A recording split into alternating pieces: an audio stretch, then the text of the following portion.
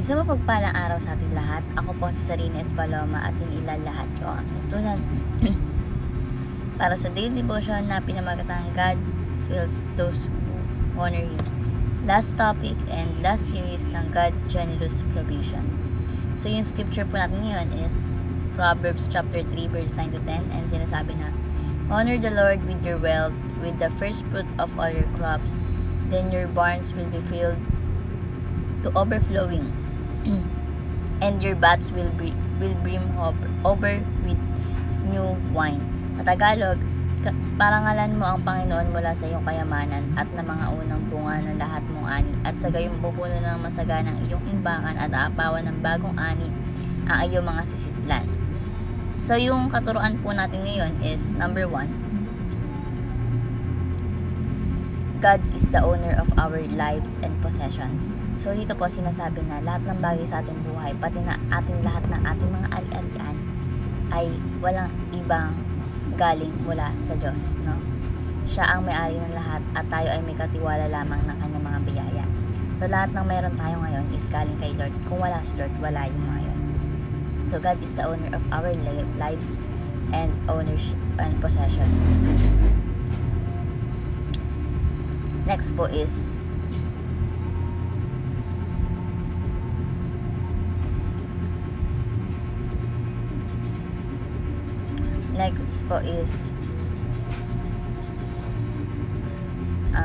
God deserves the first part of our wealth. So po sinasabi dito na ang Diyos ay nararapat tumanggap ng unang bahagi ng ating mga yaman bilang pagpapakita ng ating pagpapahalaga at pagpapasalamat sa Kanya.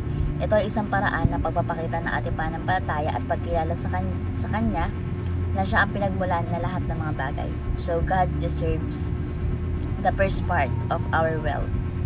And last is God fills us with overflowing blessing. So sinasabi po dito na kapag tapat tayo sa pagbigay at pagtulong sa ating kapwa or kahit saan pa man, ipinagkakaloob ng Diyos ang kanyang mga pagpapala nang higit pa sa inaasahan natin, no? Ang kanyang mga biyaya ay hindi lamang sapat kundi higit pa upang tayo maging pagpapala pa sa iba. So God fills us with overblessing. So bilang application po is number 1, honor the Lord with your wealth. So sinasabi dito na pagpapakita ng paggalang at pagpapasalamat sa ating Panginoon Diyos ay hindi lamang sa salita, kundi sa mga gawa din, no? Tulad ng pagbibigay ng bahagi ng ating kayamanan para sa kanyang mga gawain at mga nangailangan. So halimbawa dito, kung tayo nagtatrabaho, kung may kita ka na po, is maglaan ka ng bahagi para sa simbahan o sa mga programang tumutulong sa mga nangailangan. So let's honor the Lord with our wealth or with your wealth. Number 2 is empty ourselves of love of possession. So sinasabi po dito na ang hindi pagiging attached sa mga material na bagay ay nagpapakita ng pag-ibig ng Panginoon, no? Sinasabi dito na ay napapakita ng ating pag-ibig ng Diyos kaya sa mga bagay na pansamantala lamang, mga temporary things, no? Hindi natin dapat hayaan na yung ating pagmamahal sa mga bagay ay magtakda ng ating mga desisyon sa buhay. Halimbawa, kung ikaw ay mayroong gamit na hindi na ginagamit, maaari nating ibenta or ipamigay ito sa mga nangailangan, itulong sa mga nangailangan, sa halip na itago mo or ipapalit mo ipagpilitan mo yung halaga nun, no? Hindi mo naman madadala yan, di ba? Kaya mas okay na ibigay sa iba para pakinabangan pa.